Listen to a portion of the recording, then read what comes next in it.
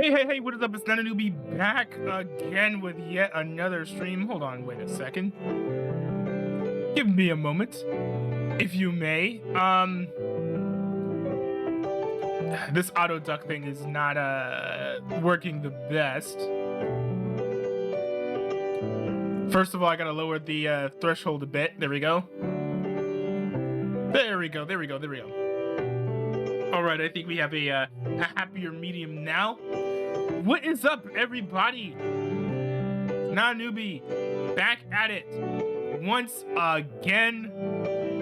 We have so many things to cover and so many things to talk about. This is gonna be fun. Now, Bard, the new Google AI, I do have access to it. I was able to get into the the invite only not invite only, but like approval required thing. But unfortunately, I just don't have the time to cover it because we will finally be reacting to the Vice News. I think it's Vice News, right? Vice interview between feminists and non-feminists, but all women. So that should be interesting. Seeing the chat trying to believe all women when you have a bunch of them that don't agree with each other. That should be a good time. Another thing is me and let's see, I've been working on a podcast. One of the guys I stream with. Let's see here. I meant to move that over. I've been working on a podcast, and we've got 2 episodes out. Now, the first episode there is like the pilot episode. It's kind of like a test episode, but it turned out pretty well. The second episode is out. It came out a couple days ago. Most of the episodes will come out, I think, like Sundays or Mondays at 9 p.m. Now, we do not have an audio-only field. I am working with the co-host on that. When I have that all set up, I'll be posting that link into the Discord. But go check out The Always Right Show. The easiest way to find it for now is just search The Always Right Show, all one word. It's the easiest way to find that. So, yeah. Let's see. I think we should go ahead and dive into this news because this news is humongous. It's about the size of 10,000 elephants. We should probably not waste any time tackling it. We've got on all of the protective gear that we need. Let's go diving in, boys. Let's go diving right in. All right, hold on. I'm gonna put the music on hold. Oh, one more thing I meant to mention. In the Discord, we now have sections for doing like watch party type events. Now, if you want to host a watch party event, just let me know and I will give you the necessary privileges. For now, for legal reasons, we're limiting each, we call them theaters in the Discord. We are limiting each theater to 10 per theater. So if you're trying to show someone like a movie or something, you can only do that with 9 other people. Also, of course, you're not allowed to do it if it's something pirated, so you have to, like buy it or something, have ownership or like access to it that's legal, Of course, naturally. But another thing too is, so in my Discord, I now have these rooms where you can do watch parties. One reason I'm doing that is because I am now doing watch parties of Succession. Succession is my favorite show right now, and I want to share it with you guys. So I am trying to watch through the entire series before the new season airs, the final season. So right now I'm on season 1. I'm on season 2. I'm on season 3. No, I'm not actually. Yeah. So right now I'm in that season, and we're gonna try to watch as much as we can. We'll see how successful I am. I feel like I might not be successful, but hey, as soon as the new season starts, we'll be watching that together. I'll be getting my own HBO Max subscription for it, and then we'll be, watching the new episodes as they come. I'm very excited. Join my Discord. You want to be part of it? The link is dscrd.ntnwb.cc, and that's the place where you want to be if you want to watch the show with me. the S to the U to the double C.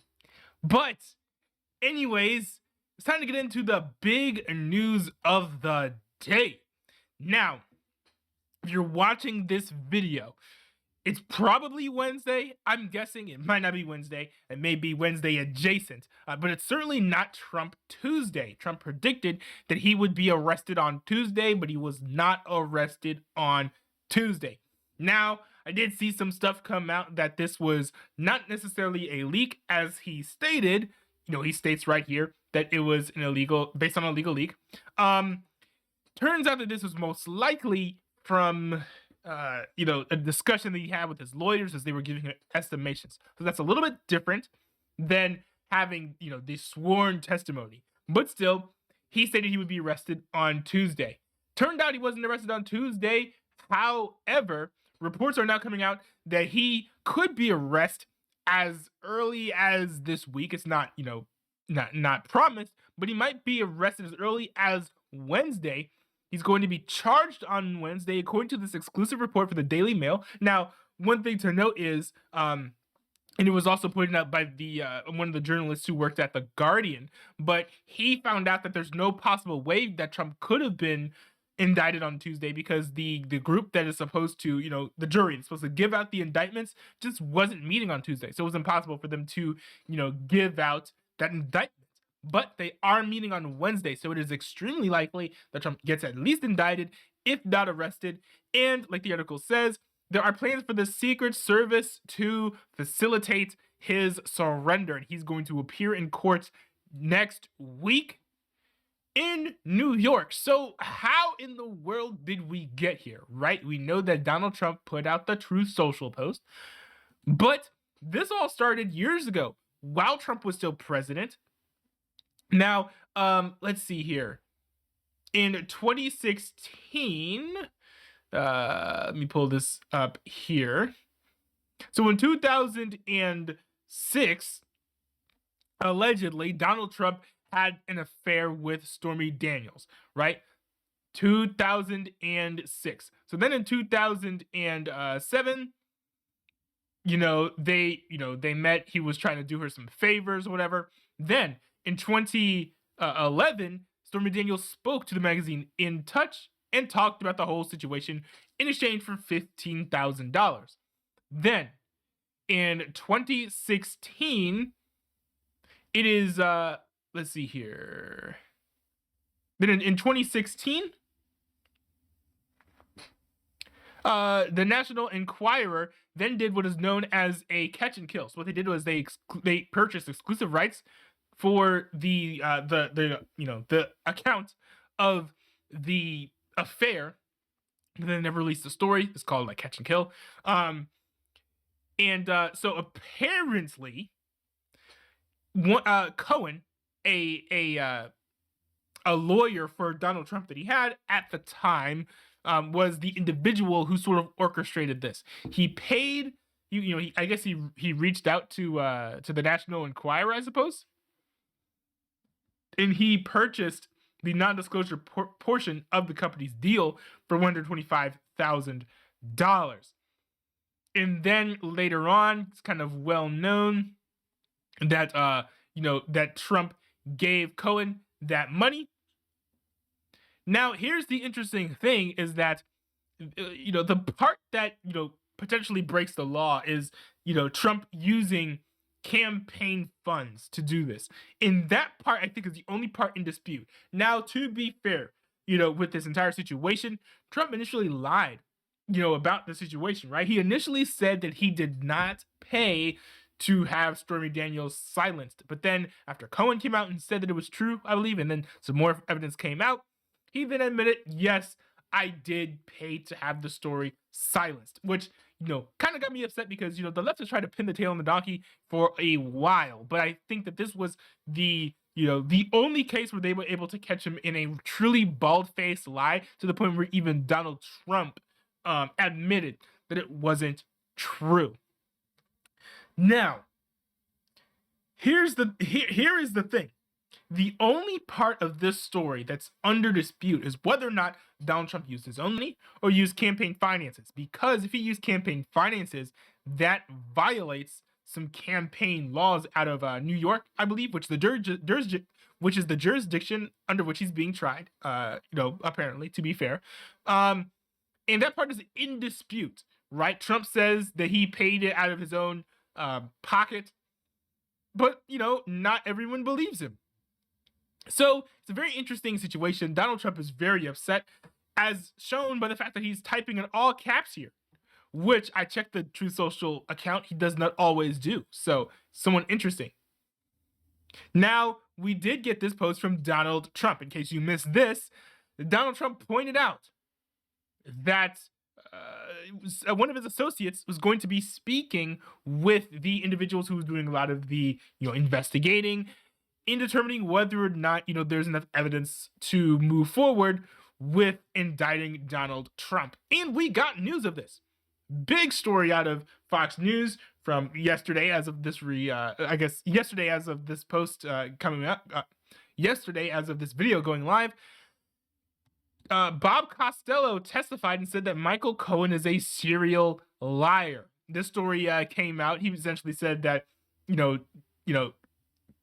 Cohen was lying. He's a serial liar, generally known for lying, and that's what Trump's tweet insinuates. Now, when this came out and Donald Trump did not get arrested, at first I thought it was literally just because his testimony was so stirring, in kind of an obvious defiance of what they were saying, because they were using Cohen as a source for a lot of this information. Cohen was like, yo, he paid me off, bro. He broke the law. And Bob Costello saying, well, the dude's a liar. Well, apparently it's not enough, because apparently Donald Trump is going to get indicted, if not arrested, on Wednesday. Now, I'm extremely thankful for the fact that by all accounts, he's going to surrender.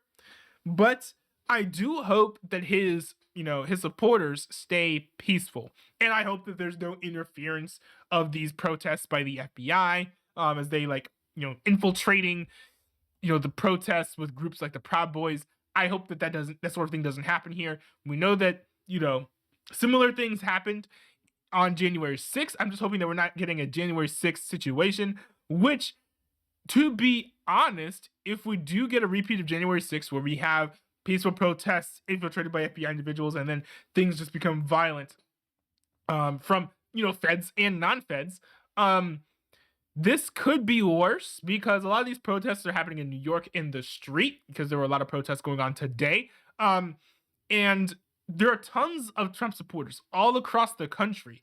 And so if things are sparked off and become violent, more people could get hurt. People could actually, more people could get killed. Businesses could be burned. Now, hopefully that's not what happens, right? And I'm hoping that, these protests don't get infiltrated, but you never know what's going to happen. So definitely everyone who is going to be out in the streets, please stay safe.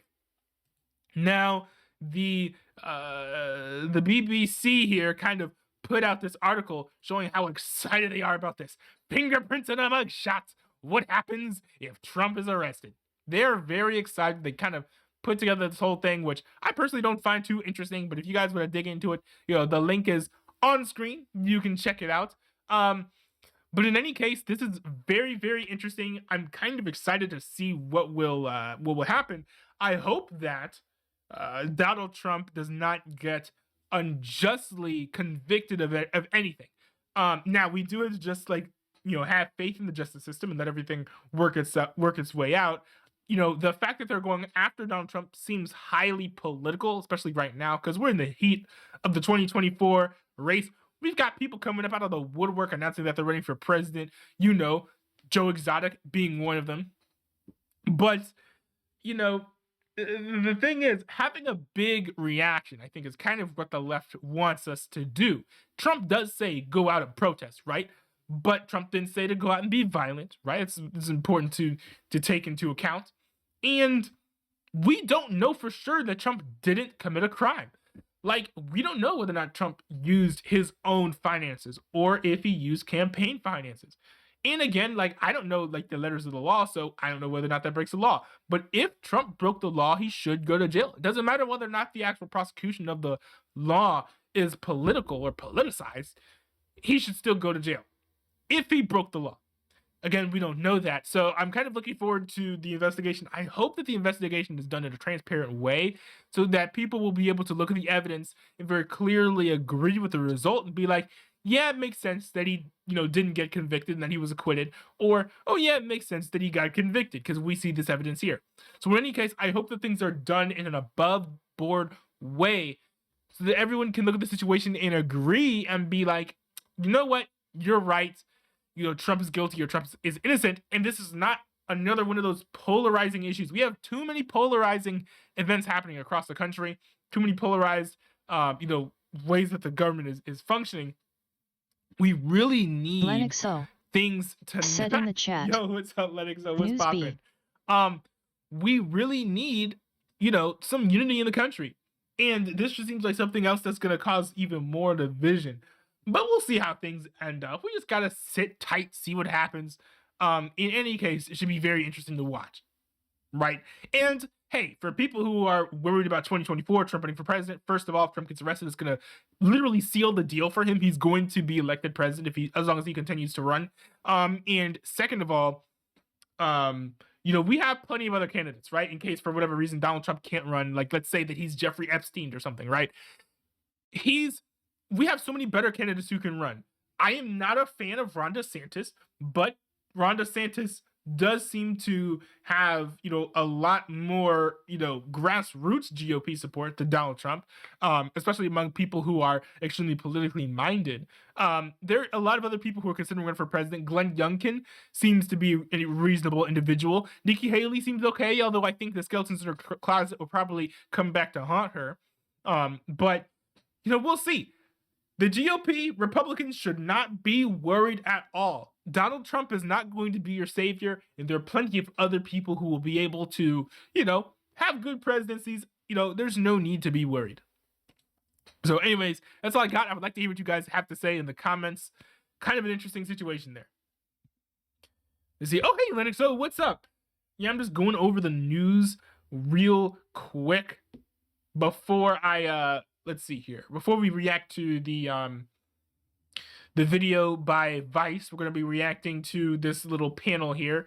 It's got some interesting people on it. I know some people who are on, I believe they're on the right side, but it's kind of interesting. So the person in the purple there, that's just Pearly Things. She's kind of on the red pill end.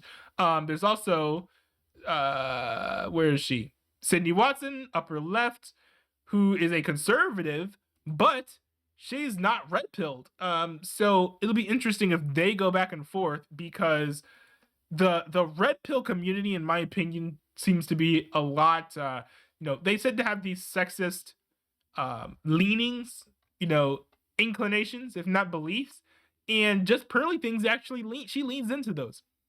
But those Sydney Watson, conservatives tend, writ large, tend not to lean in towards sexist beliefs. So it'll be interesting to see if they clash, even though they're both on the anti-feminism side. It'll be really interesting to see how that goes. Oh, hey, Mr. Pizza, what's up? What is up? We have, let's see. I'm gonna skip the Supreme Court story because we're running a little bit short on time. Actually, no. Actually, I can keep it. Because it's not gonna. It'll still work as a video. But yeah, hey, Mr. Pizza, thank you. Okay, Mr. Pizza in the chat says, "Hi, newbie. I respect your opinion. That is dope. Because you can't only accept or tolerate the people that you agree with. You have to be able to have discourse with individuals who you disagree with.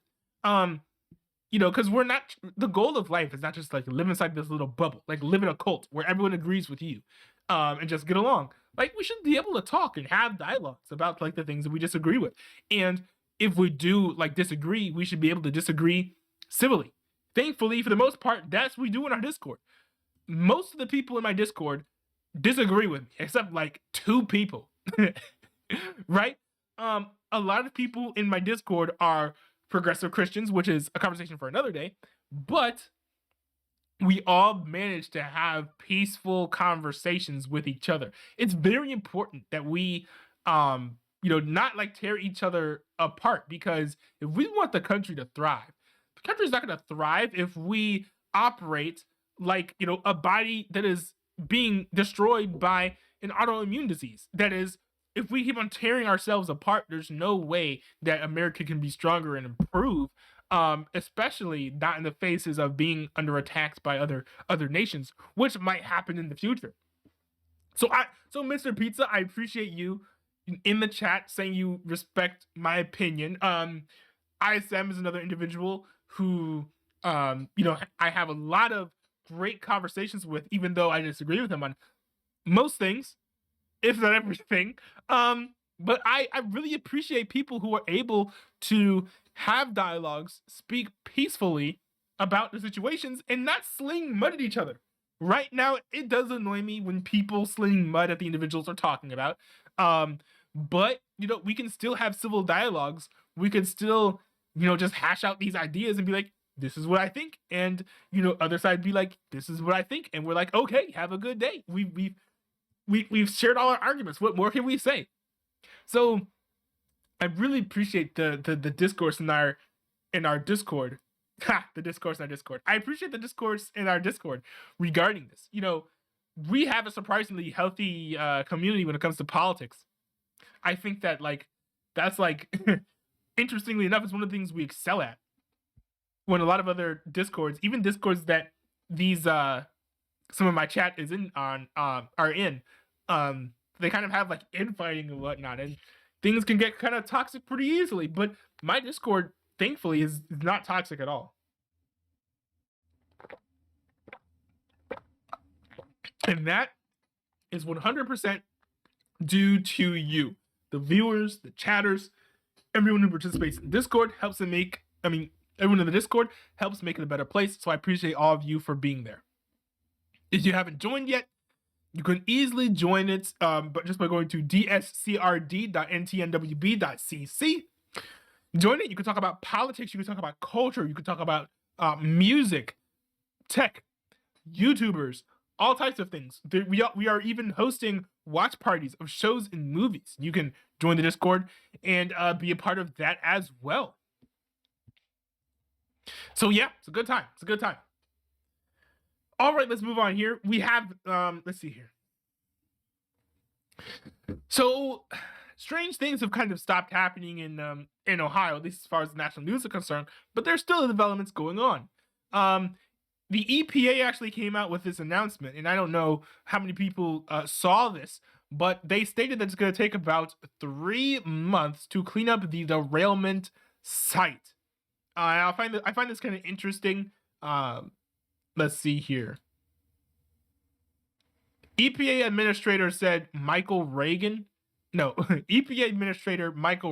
said 6.8 million gallons of toxic waste in more than 5,400 tons of solid waste have already been transported to designated facilities. That's good. That's good. Some people on the right were screaming and being like, "No, that's insane," but it's not insane. You have to take it away to somewhere else in order so that it can be disposed of properly. You're not just going to leave it there. You're not going to set it on fire again. But this is interesting. Now, I will say that I don't 100% trust the EPA, but I do appreciate the fact that they're going to be taking their time with this, right? They're not just going to be being like, "Oh, we're done here." They at least care enough to remove all of the toxic waste and spend the time necessary to make sure that the immediate area is cleaned up. So that much is good.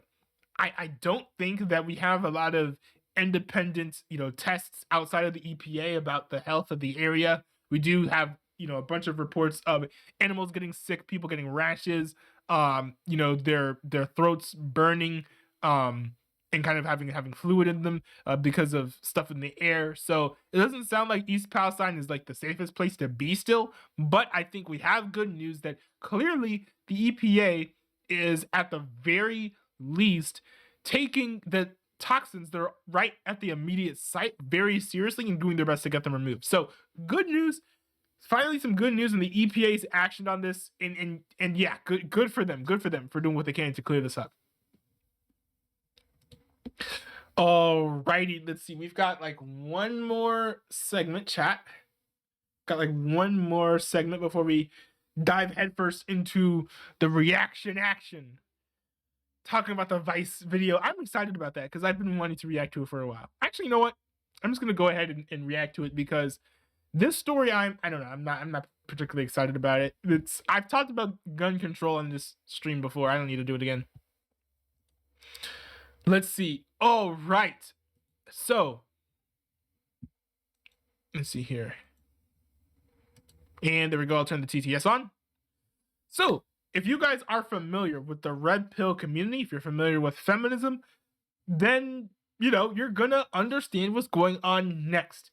Vice held a impromptu debate / panel with a group of women about feminism. Half of them are pro-feminism, half of them are against feminism. Now, I assume that, you know, not all of the pro-feminism people are on board with 100% of like third wave feminism. And I'm guessing that not everyone who is opposed to feminism is against everything that is associated with feminism. I'm sure there's going to be gray areas here and people disagreeing with each other. I'm particularly interested in this because there is a red pill individual, just Pearly Things, who was on this panel. And, you know, she has some good takes, but she also has some bad takes. She argues with Destiny a lot, and Destiny kind of puts her in her place sometimes. Well, not the kitchen, but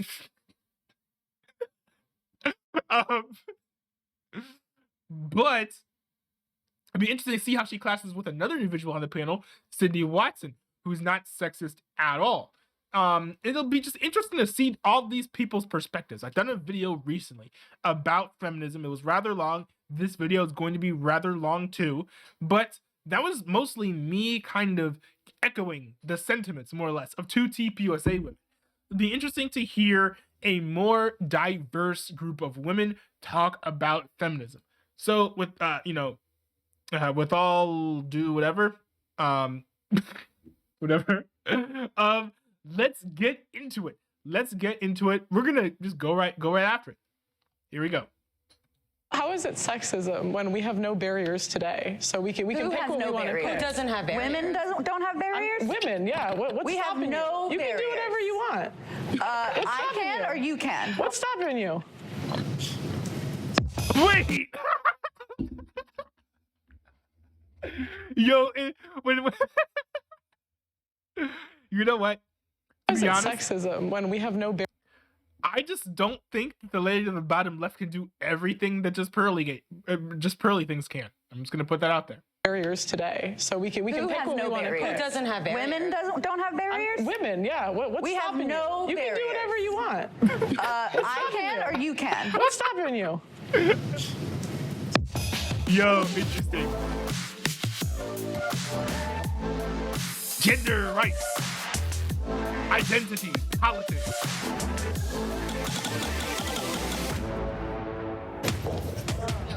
Bro, how come the left has all the great graphic designers? I do not understand this. Why are all of the left's graphics designers so much better than the right wing? Right wingers don't have graphic designers. Christians do have some good graphic designers, but like, bro, the left absolutely outclasses the right when it comes to graphic design. Okay. Vice invited a diverse group of women to hash out the state of feminism in the U.S. Will we mark this bad boy at all? Oh my goodness. Oh, here we go. Hi, welcome everybody.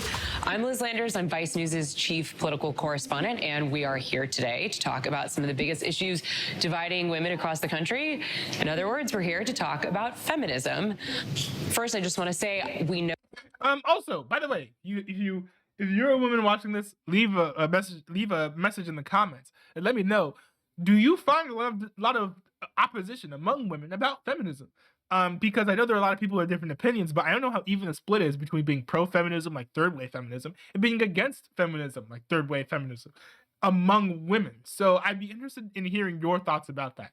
No, we can't represent everybody's views, but we did try our best to bring together a diverse group of women today. In today's polarized world, is feminism dead? I saw your hand. I think that depends on the definition of feminism. This is like a really great answer, and I was not expecting such a great answer from someone who seems very much like a wokie. Because I've talked about this in my previous video. Go watch my video about feminism if you want to see like my opinion on it and also all the definitions. But there's like first wave feminism, second wave feminism, and third wave feminism. Essentially, first wave feminism says that the law needs to treat men and women equally. The second wave feminism says that socially men and women need to be treated equally, and also they should be allowed to kill their babies. And also kind of like promiscuity or whatever sexual decisions that one makes should be kind of like embraced. And third, kind of is just like a lot of the modern stuff. You see a lot of stuff about racism, a lot of stuff about transgenderism, individualism, as well as identity politics. Interestingly enough, intersectionality comes into play there. So the three different waves of feminism are very, very different. So I'm glad that she started with that starting point. I strongly think that feminism is more of an action than an identity. I would say it's uplifting all women, in which case it's very alive. At the same time, if we do follow that definition, feminism has splintered off into so many different areas that you can look at people like Sheryl Sandberg who say you should just get another nanny if you feel oppressed. And if we're talking about that kind of feminism, what is that? That's an interesting take. I don't know about that. Like, okay, anyways. Yeah, it's pretty. Like, I don't know if a nanny will make you be less oppressed. I don't know what oppression would make you need a nanny. I'm a little bit confused there. Is the oppression, having a child out of wedlock? I don't know what. That doesn't sound like oppression. That sounds like a decision. I don't know about you. If you feel oppressed. And if we're talking about that kind of feminism, yeah, it's pretty dead. Yeah, I mean, as long as the human race exists, feminism will never be dead. There's something that we're always going to have to strive and work towards to make sure that there's equality. So feminism is not dead. I don't know that it can die. As long as there's power and oppression, there will be people fighting for equity. And until that somehow goes away. Equity is not something that really should be fought for. I mean, she's right. I think people will always be voting for, rooting for equity because they'll always be envious of what other people have that they don't.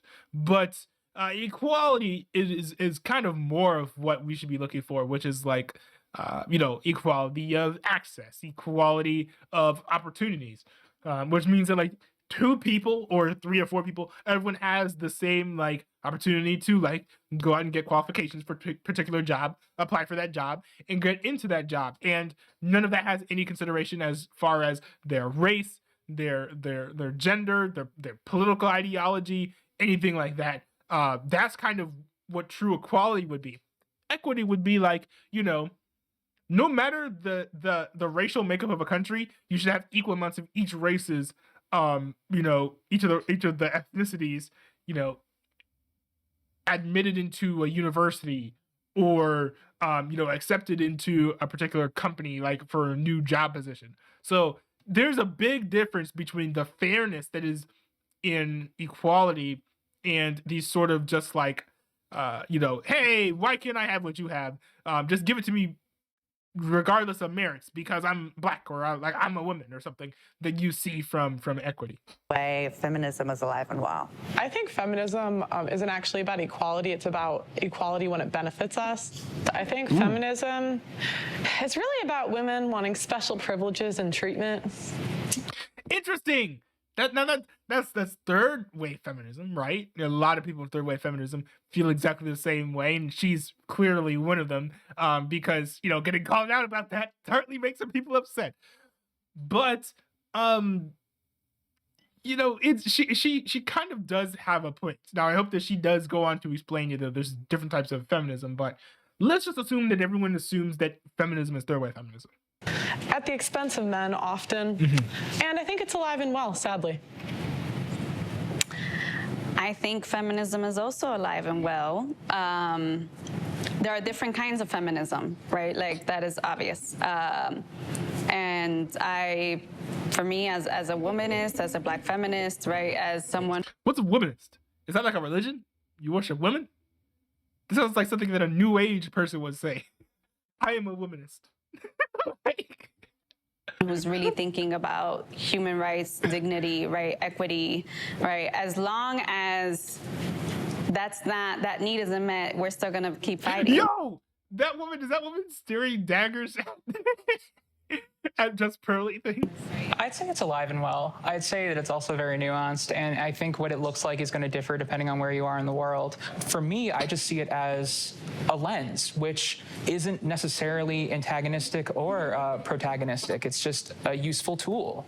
Similar to what Pearl just said, I find that a lot of feminist ideology and thought today feels more of like a supremacist movement rather than something that is supposed to be advancing the goals of equality. True, because you'll see a lot of modern feminists say that, like, women are that you'll see a lot of feminists today say like men are bad and men suck, or women are better than men, which is like a clear like supremacist ideology. You would hear white people who are white supremacists say the same thing about, you know, black people, where it's like, oh, black people suck, black people are terrible. Similarly, you'll see a lot of modern feminists say that men suck and men are terrible. It's very, very, very similar. I don't think that we can really term what's going on as feminism because it looks so different to, I think, the earlier feminist movement. So in that way, I would say it's taken its last breaths of life. It's dying. Yeah, I definitely think it's getting more and more radicalized, for sure. So it's definitely still alive. I think I'll preface and say that I don't know so much about modern Western feminism, and there might be a lot of terms that I don't know, like political jargon and stuff. Oh, interesting. I wonder if she's like an immigrant. I know a lot of people who live in America, I think now, probably are familiar with modern, you know, jargon, I guess, like she said, but modern nomenclature surrounding feminism. So it's interesting that she doesn't know kind of all of the latest lingo. But I believe in the advancement of women, whoever considers themselves a woman. Yo, if I consider myself a woman, can you advance me, please? Oh my goodness. Oh no, we've got a member of the clown car up in this piece. But hey, we knew that it was only so long before we would run into a member of the panel who would have this leaning, right? I think there's a deficiency in society. So it's deeply rooted that feminism has always existed. I think America's a little obsessed with themselves, and it's like always feminism is rooted in America. And like, oh, white women started it. And it's kind of offensive because for thousands of years, women have been dying for their rights.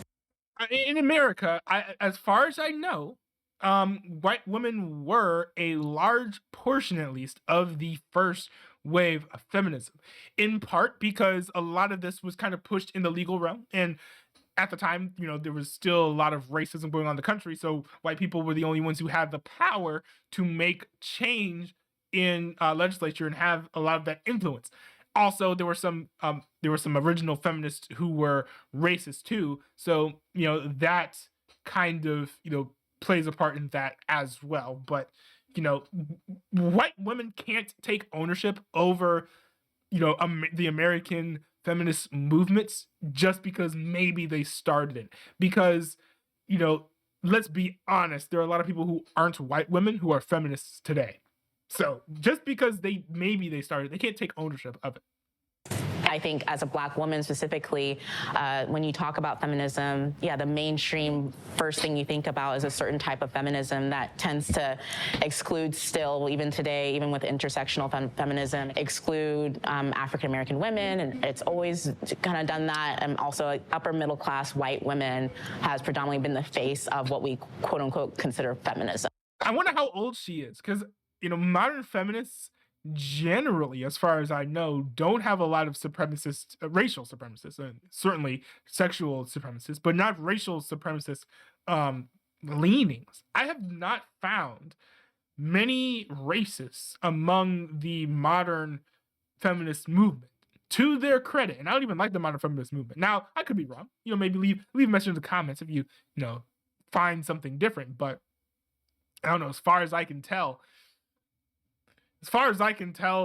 there isn't really a big race problem among feminists.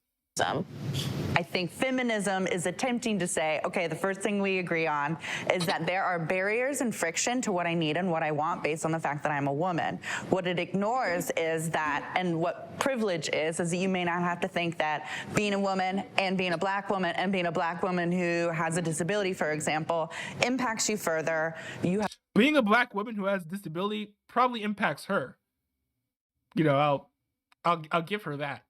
Have more barriers, you have more friction, you are less able to get what you want, you're undervalued in a way that's like, okay, well, that's life. That's what I mean by equity, and that we're able to, without friction, all get the same needs met. Yeah. Yep. Yeah, see, I disagree with that. I think life is easier if you're a girl, actually. That's also like 100% true, especially if you're on birth control. I think there's a lot of benefits that men don't have. Yeah, I'm not going to speak anything to race. I'm just talking about gender specifically. It's usually like an excuse. Like, honestly, I think as a girl, you have equal opportunity in the world. I think there's benefits. Like, for example, we have quotas for women in specific jobs that are given to us that aren't given to men. So yeah, I would say it's easier being a girl. Just from a viewpoint over here, though, it seems there's a lot of pretty privilege in what you're saying, and that you're white. Oh, she's mad because she thinks that she's ugly. That's not what I would have expected to see, like, out the jump, like such like deep insecurity. That's not what I would have. That's not what I would have expected to see at all. Like she literally looked at her. She's like, you know what? Well, you're pretty, so that's why you're confident. Like, what?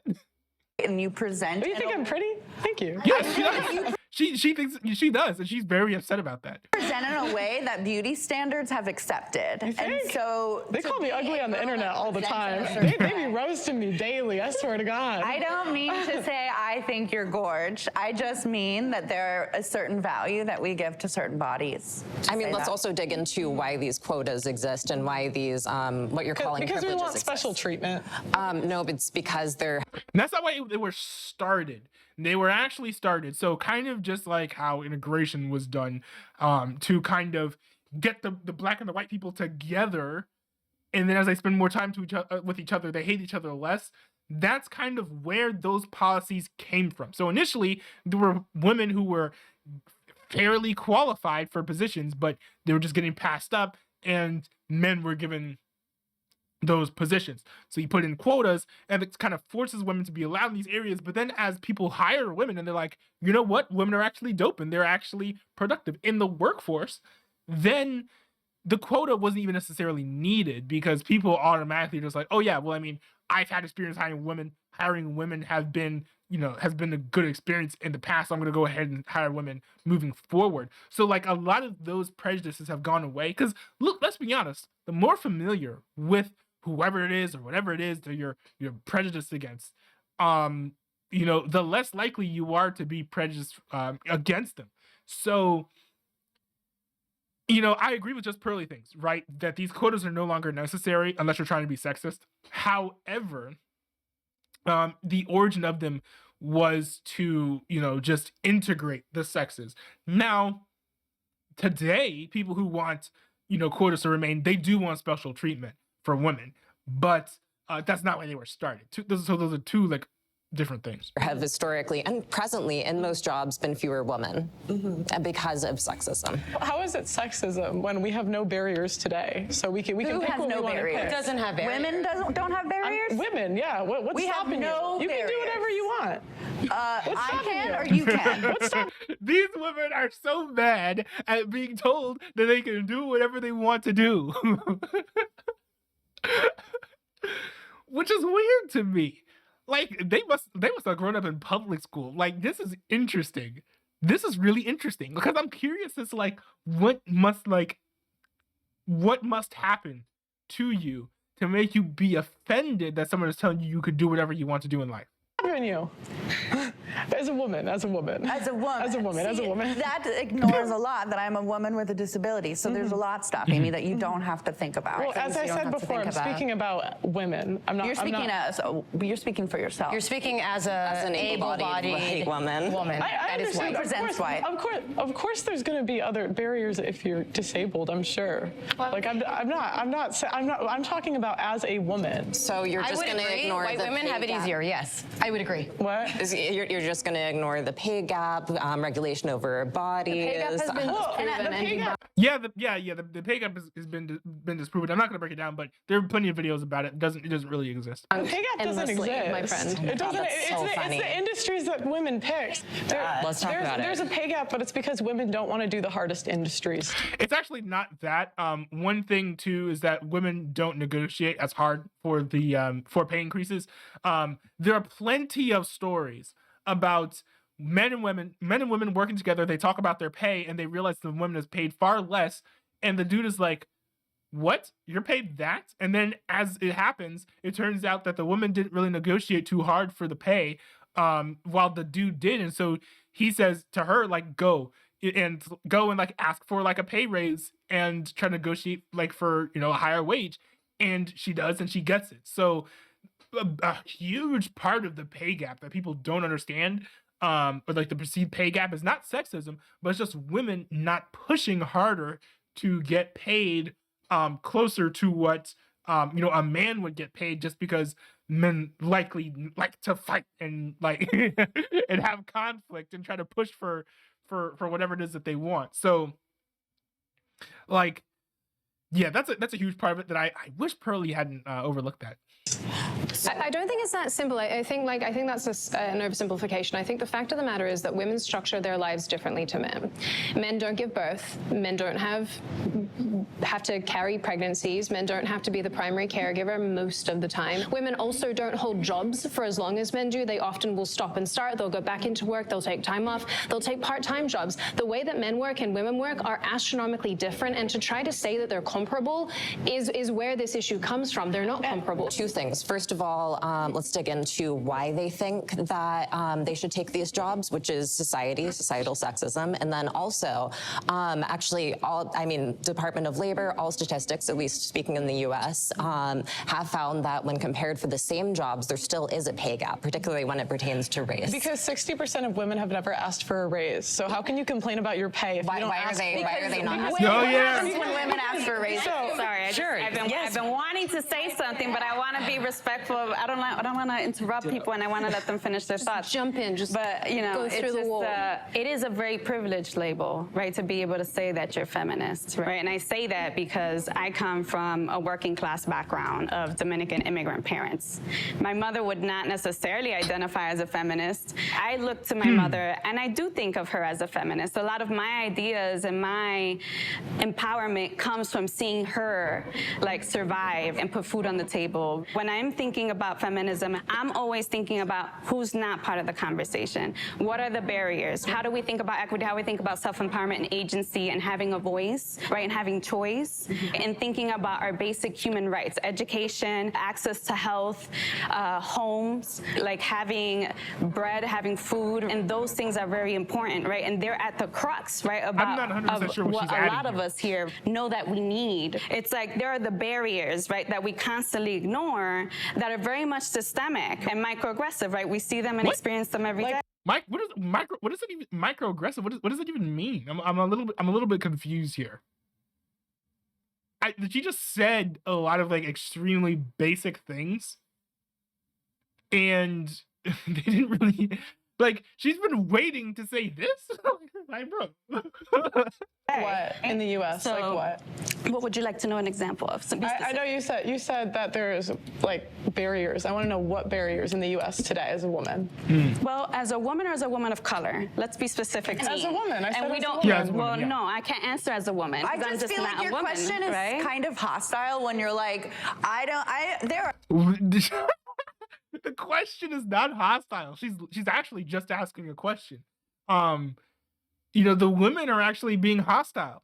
It's really interesting how defensive these people are getting after being asked to describe what their barriers are to these opportunities beyond just, well, I'm a woman, right? Like, who is stopping them from getting to these positions? So, for example, people will sometimes come up to me occasionally if they're brave enough.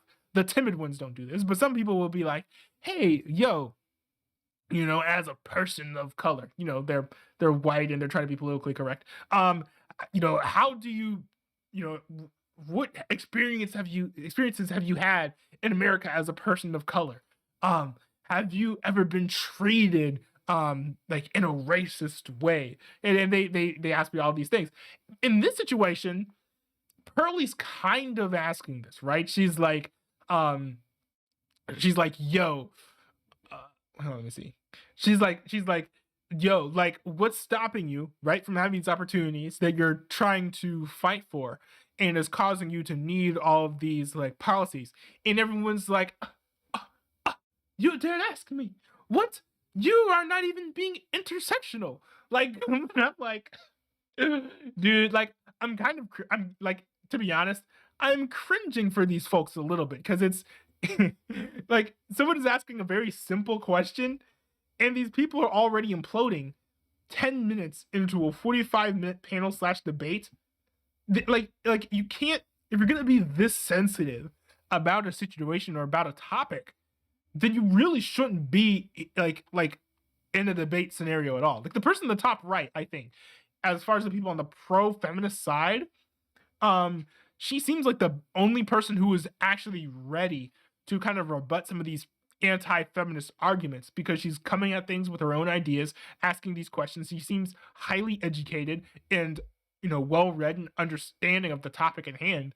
A lot of the other people, like the disabled women here, just seem very driven by emotion, which I think is just going to lead to some rather, I don't know, circular, but certainly like unproductive moments here in this conversation.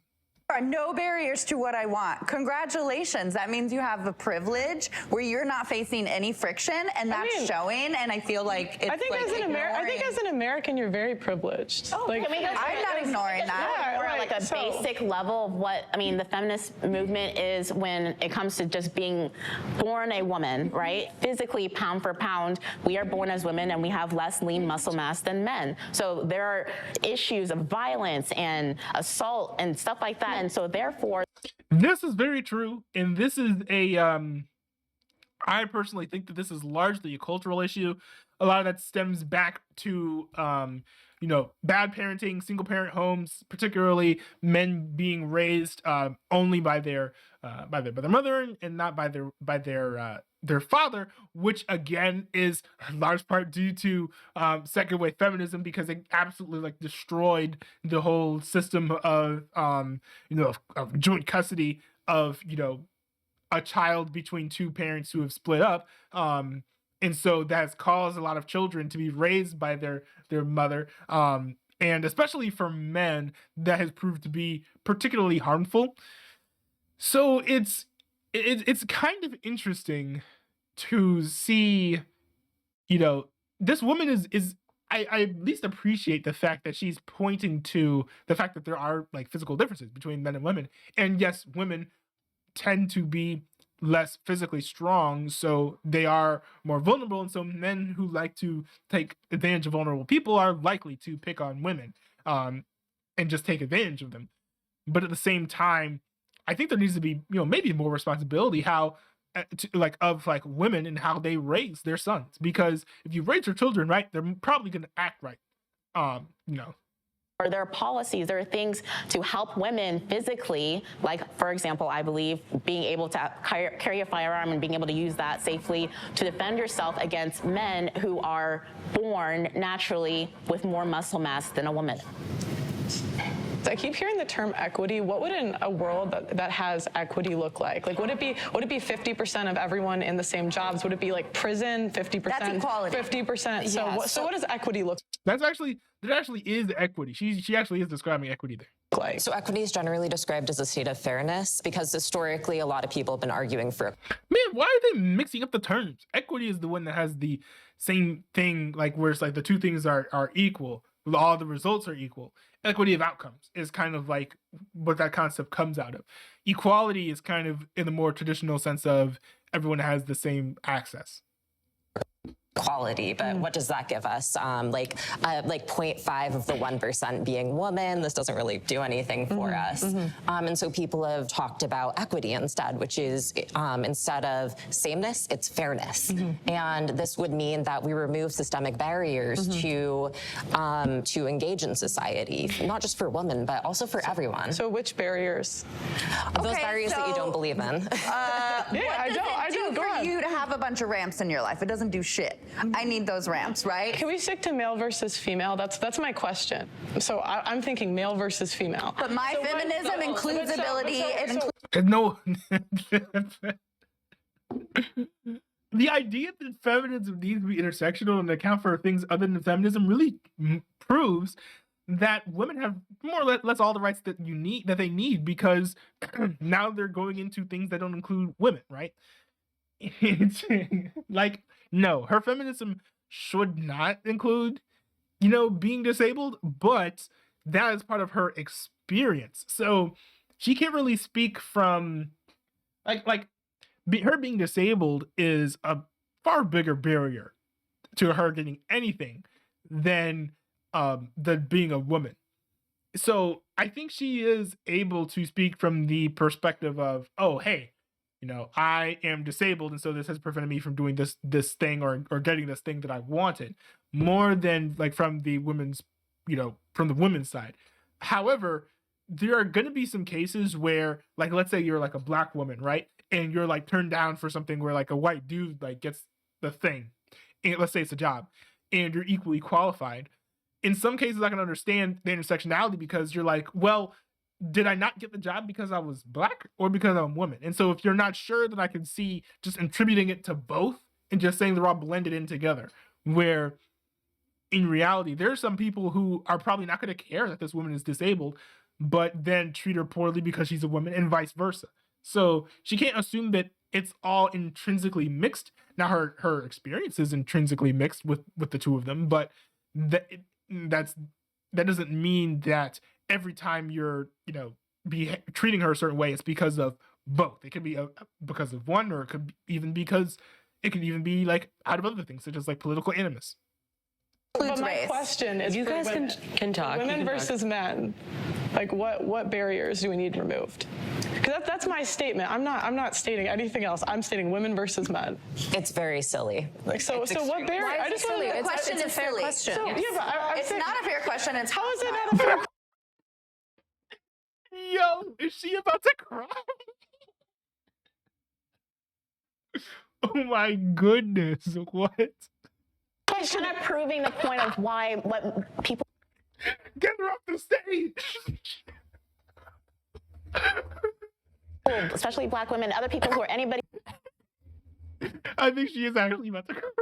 who's not white, why we hear feminism and we don't want that label because it means, I'm just gonna say, it means that. Like, it means that you've already gone to a pinnacle of whatever you think your happiness needs or whatever your survivalist needs are, when there are people on lower end who are trying to survive, who are trying to get to a point of what should be normal.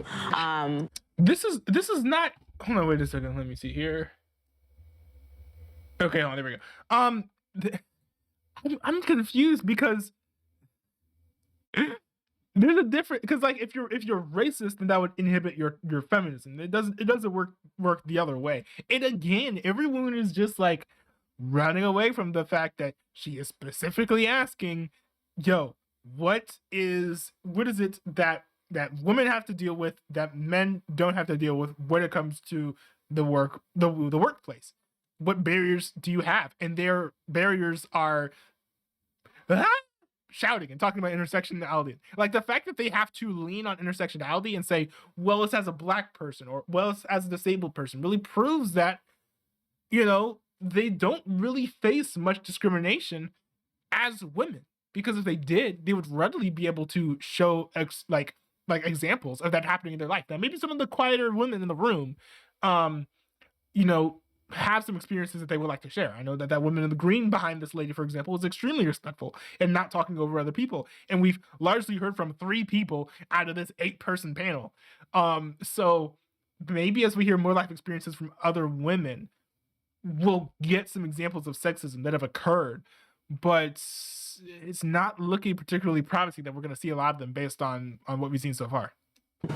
Based on what other people have. It sort of sounds like you're saying feminism is not always inclusive then. Right. It's most of the time it's not inclusive. It's more times than not. It's not. So and within the just feminism space, again, there obviously the very basic is male versus female versus but unfortunately we've only had one subset of women be the face and voice and the academics and research and everything to be able to say, well, that's the standard we need to be in, when there are other people who are still trying to get to some type of normalcy and just living.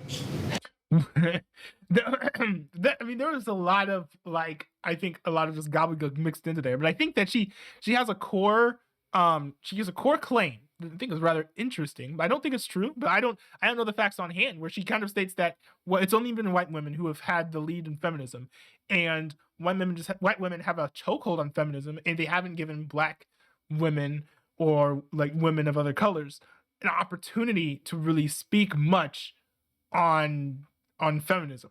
I don't think that that's particularly true, but I don't have the facts on hand, regarding that. What is the biggest issue then that feminism faces? I think it's the mindset. Women taking the agency, women taking initiative. I think it's mindset holding them back a lot, because if you want to be in a competitive world and compete, you have to have the right mindset. And I think a lot of people blame their lack of confidence or what society tells them for the reason they're not achieving what they need to achieve. Very true, very true. And it's nice to see someone who's he's very clearly not taking the hyper political route, where it's oh, women just using the typical talking points, but she's still raising a really good point where it's you have to be willing to fight for what it is that you truly want if you feel like you have a right to have it. And that's not the case. You have to have the mindset of achieving, because the men who built the world had the mindset of building it. So the women who want to engage and build that further, they need to have that same mindset. I don't think we do. I think that's assuming that we all want to be capitalist babies. Right. I think that men are not well adjusted in the society, and women are not trying to re-embody what they have built for us. I think that what we're forgetting. Wait, did she say that women are not? Hold on. They said that men are not well adjusted. Babies. Right. I think that men are not well adjusted in the society. And I will say this. Who do you blame for that? Surely the mother has no role. Okay. women are not trying to re-embody what they have built for us. I think that what we're forgetting is a very important detail, which is just human respect and dignity. Yeah, that's and not asking people to prove what their experience is and to prove to you. It is such conservative thinking to say I don't understand, explain it to me, versus just saying I don't understand. What? So she's saying that asking for proof of, or examples or explanations is conservative? So she's saying the liberals are gullible because they just take what people say about their experience at face value? I don't know if I 100% agree with that. If that's if being gullible is a left wing, left wing of value. I could make some hyper political jokes here, but it just seems, a little bit unfair and inaccurate to me. And let me respect what you are saying. I'm respecting right? wherever your starting point. I'm respecting that. I'm really respecting that. I'm saying that if you don't have the mindset you can even achieve it, you're never going to even try. So it's never achieve what? True. What are we talking about? Because I feel you've you've projected this No, capitalist ideology on every woman. Achieve whatever it is. She's mad. She's like, I don't want no job. She's mad. She's like, I want to go to Cuba. I reject this capitalism. This is funny. But Anyways.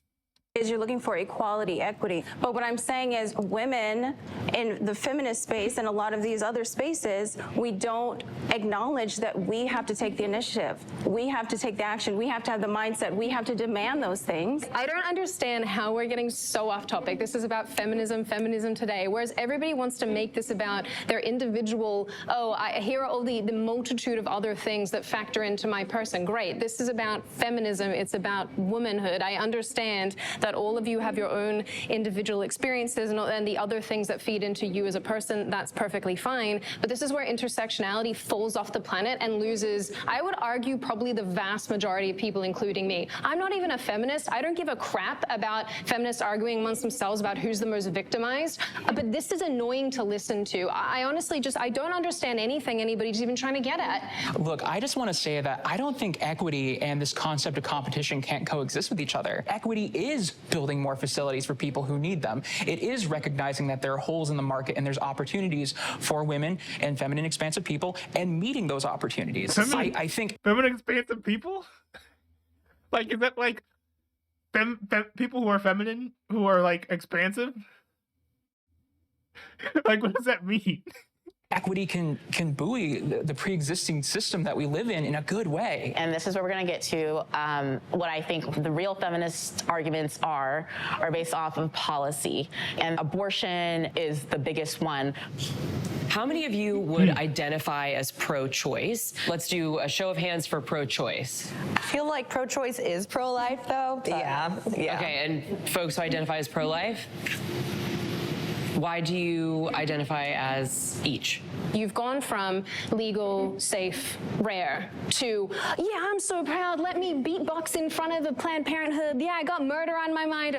The fact that it's celebrated that murdering children, especially in late-term pregnancies, is celebrated, that people are so proud of themselves for mutilating a fetus is just, it blows my mind. And I don't think that you need to be pro-life to even take that stand. You said late-term pregnancy. Yes. A lot of abortions do not happen. I made the distinction. I made the distinction specifically because lots of people still celebrate. There are people who, when the laws were passed, actually here in New York, they said, yes, great, yes, I love the fact but that you need to ask about what are people celebrating, right? They're celebrating access. We're not celebrating killing kids. Like that's. I mean, they're not disagreeing on that, and I don't know why. I don't know why she's like reiterating the same thing that she said already. Like, we know that they're celebrating the access. It's literally what she's taking umbrage with. That's not what it is. Well, so this is what I'm saying. So, here's the thing. When we're talking about access to reproductive health and to abortion rights, right, and to being pro-choice, listen, that's your body, you do you. No. The child is not... Bro, yo, what if somebody told that to an abusive dad who was like clubbing his like 4-year-old to death? Hey, it's your body, you do you. His body, his choice, right? Your body. A zygote.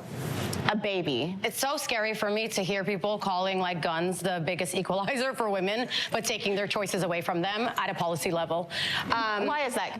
Having a gun is an equalizer. It is. Having rights is an equalizer. Yeah, that's Having right. choice is an Right. equalizer. Just like a gun right. And in this country, 41 forms of the birth policies control. that are pushed to continue perpetuating patriarchy and anti-women, like taking the autonomy away from women, it is heartbreaking to see women pushing that propaganda. It's all brainwash. Like she needs to calm down. Like, it's really interesting to see kind of the divide between the pro-choice, like the left-leaning people and the right-leaning people when it comes to who approaches the situation with kind of just like logic, reason, arguments, and then who comes into the situation with like fire and fury, right? Of all of the people who lean left, there's only been one person who's been there there's only one person who's there who seems to just be like, okay, I have these questions, I have my points, I have my evidence and my arguments, and then tries to refute the other people. The two people in the front to the outside, the far right and the far left, they are just upset. This woman on the right here is very upset that these appeals to emotion are just getting like absolutely blocked and stonewalled. The person on the far left side over here is extremely upset that people are not talking about her disability in relation to feminism. Now the person at the top right, she has some points that she's made, and she actually has like some legitimate arguments, but most of the people are just like, oh, you're like ignoring like the feelings of the women. It's like, it's not an argument. It's not an argument. They're brainwashed. It's all brainwashed. That's not an argument. That's an accusation. It's a poisoning the well fallacy in an appeal to emotion, but it's not an actual argument. Women, like taking the autonomy away from women, it is heartbreaking to see women pushing that propaganda. It's all brainwash. Like you, it's brainwash because you don't agree with me. No, So I've therefore been I'm brainwashed. I have lived deeply institutionalized. Man, I have lived under Islam. I'm not interested in any of. Where did that come from? She was institutionalized? Wait, where did this come from? So she was institutionalized, and she was no one even asked. I'm so confused. What? I have lived deeply institutionalized. Man, I have lived under Islam. I'm not interested in any of that. Like, there's no like guilt for me. No, I'm not interested in like thinking that like women are doing this really bad thing. Like in my religion, abortion is actually allowed. If the woman needs it, she's allowed, because it's very interesting how like fundamental America is. Like fundamentalist. This is nothing to do with very like even deep religion. This is very conservative basic thinking. scientific human rights. We're also talking about people not having access to abortion clinics where they're doing the things themselves and they die. Right? We're also talking about women in the hospital who are pregnant, who have chosen to stay with their pregnancy and have issues at hospitals, and hospitals that are like, oh no, we don't do that. Listen, for whatever reason, you don't need to explain it to anybody, but a lot of times when we're talking about access to reproductive health, for me, I'm thinking about Black, Indigenous, people of color, particularly women and girls who are working class, who do not have even access to like proper sexual education. It's the oppressive state. Hey yo, I want to see the Black woman go off in the front, because she I love the passion that she has about this issue, particularly as a Black dude myself, because abortion is, one would think that perhaps Black on Black crime is the greatest killer of Black people. It's actually not. It's actually abortion. It's the number one reason why our minority has remained a minority and is stayed stagnant as a proportion of the country, whereas other deeply religious ethnic cultures, such as the Hispanic cultures, continue to grow, which, by the way, are not as accepting of abortion as as the white and Black community. It's like the fact that the Black community is so affected by abortion is, it's great to see a woman here who is recognizing that and takes the issue personally. And you can see that she's actually more passionate about this than the white women here, even though the white non-feminists here, even though the white women who are, to the right they seem very politically minded. The Black woman here who is pro-life is not politically minded. She doesn't seem to be politically minded, but she has very strong feelings about this. And I think that's just wonderful to see, especially coming from someone in the Black community, considering how much abortion affects the Black community. Of saying, I will force you to have a child even against your own will, right? Especially when you're thinking about... I mean, that there is called rape, which is an entirely different thing than abortion. Women and girls who Pearly over there at the corner is just having trouble, like, not screaming in her ear. Would be forced to have these children who are already living in very traumatized and scarce situations. You want to ask about barriers? That's a barrier right there. Women in poverty aren't able to access the way that rich women are, and no matter what happens, rich women are gonna keep getting abortions, and people in poverty are gonna not. And the choice, opening it up, the overruling, is marginally affecting people of color, people in poverty, way more than people who are going to get access to those abortions. Actually, incorrect. You're the misquote. There's actually more abortions for people in poverty. It's just at a lower rate. Why do you think that? Yo, she got stumped. abortion has been so tied up in this feminism conversation? It's all just social structure set up around bodies. So if not all women are able to have babies, but it's about the barriers and value that we give to these specific bodies, right? And so if abortion happens in a woman's body, that's why this conversation is coming up. Can I ask you a question? Sure. You said that not all women are able to have babies or pregnancies. Are you saying, meaning like an infertility issue? A number of reasons. There's all kinds of reasons that not all women are having babies. Pearl, I saw your hand up. Yeah. I think women want to sleep around and not have any consequence for it. Hell yeah, we do. Yeah! Yeah, instead of, you know, taking personal accountability and being on birth control, they just want to like do whatever they want. You say this like it's a bad thing. Yeah, it almost sounds like you said. Can I also ask, do you Hold on. Taking responsibility for your own actions is a very good thing. And these people over here, they want cop-outs for their own bad decisions. And they think that they're, you know, he's trying to evade, you know, the consequences of their actions. It's like a right when it's certainly not. It's very interesting. I'm surprised to see so many of them like out here just be like, oh yeah, we're hoes. Like I'm surprised to see so many people just like embracing that. That bit I am a little bit surprised by because I was expecting them to be offended. They're like, oh no, like so I am surprised by that. Do you have any care to empower women, or is disempowering women part of your like steez? To see this as shame, insult, guilt, need to be right. Okay. Why is it empowering to sleep around? No, why what is I'm that empowering? saying is like I feel like you do like take like the way you speak on women is very sort of like women just don't want to do this. Women just don't have this. Women just want to this. Maybe I should and I wonder why you have so much like hatred towards women. I don't hate women. Where does that root in? It sounds like women. you do. I am a woman. That doesn't mean you don't have self-hate. I could be black and still be internalized racism. Exactly. Yeah, I'm saying specific things that you're saying, like women don't want to work, women don't want to this, women want to sleep around. Where did you learn these belief systems from? Because, okay, the question was, why does abortion keep getting brought up? 40% of women that have had abortions have had 2 or more. 40%. Good for them. So what does that say to me? That means you're using it as a form of birth control, and they don't track the 60%. What kind of abortion? Can you let me finish? They don't track the 60% to say who in the future has abortion. So to me, it's like, why are they dying so hard for abortion? They want to sleep around with no consequences, even though you have 41 forms of birth control. Who does that benefit? I don't think that benefits women. I think actually that benefits men because it means that men can have sex with you without consequence. It means that you can sleep with whoever you feel like, great, but there are consequences because women are the ones who get pregnant and carry babies and give birth. It's very binary version of sex. Yes, because sex is binary, but please let me finish my point. Oh God.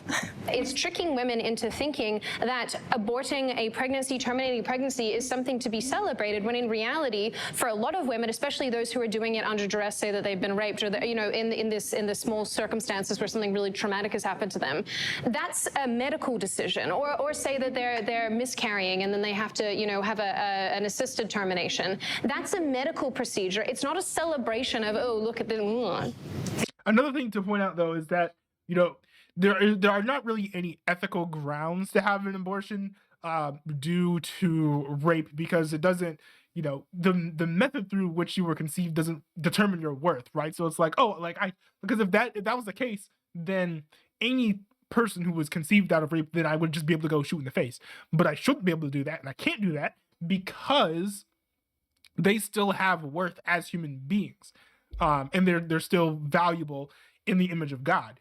So everyone should have equal rights, you know, an equal claim on life, regardless of how they were conceived. Now, again, if you know there's some sort of medical issue, that's an entirely different thing, you know, altogether, as Sydney Watson pointed out here. The idea, the sort of like moral setting of that it needs to be rare is I think the delineation between that's a medical abortion and that's like a fun abortion is really interesting because they're all medical. It's all a medical procedure. And so no matter what you're doing, going in there and getting it, like it's not like, oh, you're only allowed 2. It's just like you should just be able to get a medical procedure done when it's something that you need done.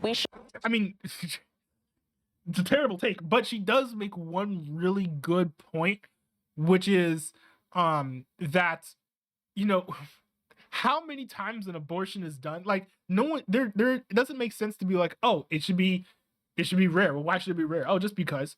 Like, well, why? Like we should dig into that a little bit more. So I'm like, oh, you should only have an abortion twice. Like, but we should dig into that more. Abortion is either right or it's wrong. If it's right, you should be able to have 1,000 abortions. But if it's wrong, you should be able to have no abortions. I don't think that there should be any difference between the two. Shouldn't be desensitized to taking someone's life. That should never be an empowering factor for a woman. I definitely agree in that, like, there should be no absolute thing any woman should do. There should not be an absolute response to incest or rape or any of these things. Every woman should have the choice of if they want to or not want to carry that child, whether it is having fun, getting raped, incest, whatever it is. I don't glorify and glamorize abortion. I think it's a very traumatic thing. I doubt that if somebody has to do, like, if they...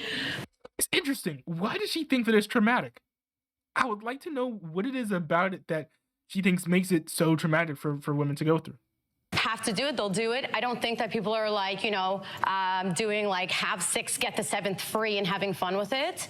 And I think that, like, it's interesting because the woman in green behind her, though, she's pro abortion, but she's shaking her head at a lot of the pro abortion statements. I wonder if she just supports it in certain circumstances, or if she is generally like one of those like safe, legal, and rare individuals. And so she thinks that the access should be there, but people should only use it in very, very, very rare circumstances. Glamorization and glorification of any side is not okay. Did the Dobbs decision make anybody here sort of rethink abortion? The Dobbs decision, by the way, if I remember correctly, is the let me check this here. Yeah. So at the end of last year. So the Dobbs decision that she's referring to is the decision that sort of eradicated and abolished Roe v. Wade. Abortion access, reproductive health care. It's anti-woman, right? It's anti, it does not center people. Is the law to like not be allowed to like beat your 4-year-old kid like with a club, is that anti-man? Like, no, just because you're stopping a woman from doing something doesn't mean that it's anti-woman at all, right? So it's like tax fraud that puts women in jail. Is that anti-woman?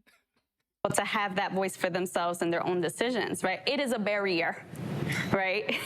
It's giving more agency to women because it's moving it back to the state level. So locally, but why would the state have the women to tell me what to do? Locally, the women have that power. If you take out the viewpoint that life begins at conception, which is a really big defining principle for both the pro-life crowd, who very, very vehemently believe that, and then obviously a lot of the pro-choice crowd do not believe that. Taking that out of the equation, you do not have just whatever kind of autonomy you want as a person. It's regardless of male or female. You can't just have free run to do whatever the hell you want. That's not how society operates. So at no point do I have the right to tell anyone in this room what they should or should not do with their bodies. But it's not about your body.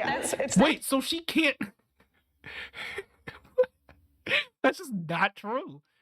That's just 100% not true, because there's so many laws that surround every single individual. No man has complete bodily autonomy, and no woman has complete bodily autonomy. Trump is about to get arrested, right, on Wednesday. At least we all expect that to happen. He does not have bodily autonomy. That's me respecting. I have a question here. It's not about your body. It's about the kid's body. I don't care what you do with your body. It's my body, right? We're talking about my body. You're talking about Jordan. Okay, but that's like saying, like, with property rights, then you can treat your property however you want. You can treat your children however you want, and you can beat them up if you please because they're in your property, and so you can do whatever you want on your property. No, it's not 100% true, because you're not allowed to beat other people up.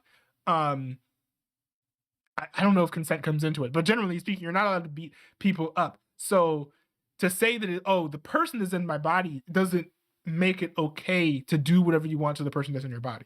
I saw your hand creep up. The Dobbs decision for me reinforced how important it is that we approach these issues from a cultural perspective, because it reinforces something that I have told many of my colleagues and peers in the past, which is that so long as you lack a cultural consensus, any issue can become a political football that can be decided by another election cycle. And so long as there is no strong consensus, I would expect this to be our reality going forward. These extremely vitriolic and aggressive conversations until there's another miraculous consensus that brought about Roe v. Wade. But what it more or less Roe v. Wade never brought about consensus. It didn't really bring about consensus at all. It's been division ever since, which is why this conversation has rocked the whole nation, and it has been a point of contention, to the point where being pro-life or pro-choice has literally been considered the one line between Republican and Democrat at this point. So no, there was no consensus around Roe v. Wade. But I think this person is right in saying that, cultural consensus does prevent political volatility, right? Because, like, for example, there's general consensus about men and women having equal rights, and there's general consensus about Black and white people having equal rights. So you're not going to see dismantling of those rights anytime soon. Enforced for me is that we're going to have more of these difficult conversations. I want to talk about transgender issues. Should trans women Oh, this is going to be fun. Let's go. be included in feminist conversations? How about in women's spaces? Yes, they're women. What's the question? Pearl, Trans women are women. So I want to come at this from the position of an athlete. Oh, Jesus. So I play semi-pro basketball, semi-pro volleyball. So when it comes to like athletic spaces, I don't think that trans women should be allowed into athletic spaces, because I don't think it's a fair. I think as female athletes, we work so incredibly hard for the little opportunity there is in women's sports. Would this be a barrier for you? There's no barrier. There's less opportunity in some industries. That's what one a of them. barrier is. There's less. It's not. No. It's That's based what on the friction market. means. Okay. Hold on, guys. Okay. So again, we work very hard for the little opportunity there is in the space, because we're not as entertaining as the men. Sorry, we're just not. And so it's like you're going to take the little opportunity that we're given, and the problem is we can't compete. We can't. Like, I'm 6 foot. If I go up against a 6 foot guy and I play basketball with him, he's going to body me. And what happens if I go up against you? Even if I have years more of training. And so it's like you're taking away the little opportunity that we're given and we all work so hard for, and you're just giving it back to biological guys. It's like this will be the end of women's sports. Have you tried confidence? Eli, hold on, Mindy. Sorry, Eli. confidence can't make me bench what a guy benches. I don't Confidence can't understand make why me you guys 6'7". are so hostile. She's sharing her And confidence experience can't make in me a 6'7". specific No, she's field. sharing And I'd have to go. No, she's not. She's a woman who's had an No, it's always- experience. it's always- One at a time. You guys We are let so Pearl obsessed with your finish. own experiences and your own existence, and yet when a woman is sitting here telling you, I feel as though this is unfair and this is compromising and this situation is not helping women, you guys are like, meh, meh, meh. But when you're like, I'm a Black person that did this, and this, then it's valid and fair and viable. Eli, I want to give you the chance to respond. So this is basically a joke of a talking point. Everyone has biological advantages in sports. How tall are you? 5'11" and a half. I'm tall. I'm 5'8". I am a trans woman. You would crush me. Bro, this dude beauty maxed, because I had no idea that I had no idea that he was a dude at all. So that was well, I mean, I guess well done. Great cosmetic surgery, I suppose. You would absolutely crush Bone me. density, wrist strength, muscle density, you can't switch those. Yeah, exactly. You would crush me. But also, Eli, you would never play at the level that Pearl plays, because you would never get there. So let me give you a few more examples here too. So Michael Phelps produced more lactic acid in his body, which caused him to swim better than any of his competitors. This was widely celebrated, and nobody contested it. Now, this is a performance-enhancing hormone. So we all have different bodies. And now I'm not saying that Didn't Michael Phelps? Wait. He can't be using Michael Phelps as an example, because Michael Phelps cheat? lactic acid in his body, which Bro, Michael Phelps cheated. That's like one of the major things he's known for. Hold on, let me see here. Michael Phelps.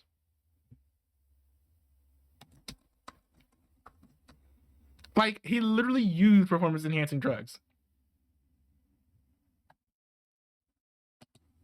Yo, hold on. Michael Phelps said, never been in a clean international race. So, I don't know where this dude is going with this. Caused him to swim better than any of his competitors. This was widely celebrated, and nobody contested it. Now, this is a performance-enhancing hormone. So we all have different bodies. And now I'm not saying that trans women who aren't on hormones should participate, but there are, I mean, every major medical and every major sports organization agrees that trans women who have been on hormones for between 1 and 3 years, depending on the organization, have the same competitive abilities. The study that you're referencing had like 7 people participated. That's misinformation, by the way. I'm referencing several different studies. I'm a trans woman and a researcher. It's getting personal. I don't want it to be personal. A lot of us personal. live in this space where we're told that our opinions don't count because they're not the right kind of opinions, and we're constantly shouted over and talked over, regardless of what we look like, because there's one group in society that basically takes precedence, and it's frustrating. So yeah, of course, it's frustrating because when we try to talk about it, we get shouted down, we get told to be quiet, we get spoken down to as well. So there's hostility there for plenty of women. Let's try to make this an opportunity to speak. You're literally a white woman from Australia. You live in a bubble, and you're pissed that voices that have been silenced forever finally can be heard. That's why they have the voice, because they speak up. Okay, we're having a conversation about transgender women participating in sports, and that was so weird that like she like started screaming and then started like, you know, very passionately speaking with veins popping out of her neck. That was a sight to behold. I wanted to allow more people to participate. Jordan, I wanted to hear from you. So I am not a professional athlete. The closest thing I have ever done to anything athletic was I used to do competitive show choir when I was younger. And I don't feel really qualified to make carte blanche statements about whether or not trans women should compete in every kind of sport. And I understand that that is kind of, that's a hard pill to swallow. And for me, my first inclination is to approach everything through a lens of inclusivity.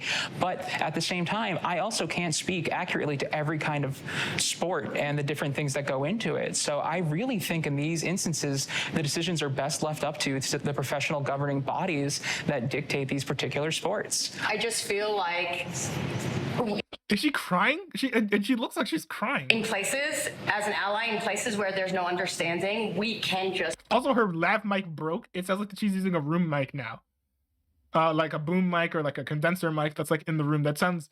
I don't know why it went off. Professional governing bodies that dictate these particular sports. I just feel like in places, as an ally, in places where there's no understanding, we can just respect and not really, like, our opinions don't fucking matter. Eli, I saw you nodding your head over there. Several times. This is more than about sports. This is about free and equal participation for transgender people in social life. And the right sees this as a socially acceptable way to begin to remove trans people from different engagements in our society.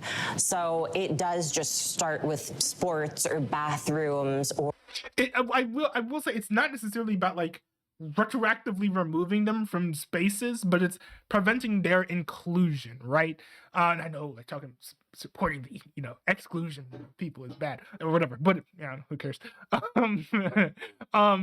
like it's not retroactive. It's kind of proactive. We've gone 40, 50, probably way more years of professional sports where men have not been in women's sports, and now all of a sudden to flip that and allow men to be in women's sports, to try and like say that that's bad isn't like trying to remove the men from those women's spaces, just to prevent those men from even getting there. Or locker room, something that they find is more acceptable. And then at this point, they started to move into education, getting trans teachers fired, banning trans books. This is a The trans books that she's referring to are child pornography, to be clear. Out that is very effective because it's seen as more acceptable. But it's also overlooking a lot of major details. Like, I mean, do y'all know how many trans women have won national titles? One too many. One. It's Leah Thomas is the only one. One too many. If One too many? if women's sports were actually going to end in some way, I mean, it's just not happening. Wouldn't you think there would be more trans women in sports when the majority of states do allow trans women full participation? International titles, 0. No global titles have ever been won by a... I mean, he makes an interesting point. I don't know. I don't know how big of a trend this is going to be. Now, whether or not the policy is going to be good, doesn't, change whether or not we should have the whether or not people are going to take advantage of the policy doesn't dictate whether or not the policy itself is good. This is kind of what happened with abortion, right? We're like, oh, it's going to be rare, ain't nobody going to do it, and then like everybody's popping them pills. So it's like to say that barely anyone's going to do it is kind of a way to weasel in that policy to people who people who otherwise wouldn't support that policy. A trans woman. I want to move on to a different topic. I want to talk about Me Too and sort of this social movement that we've lived through.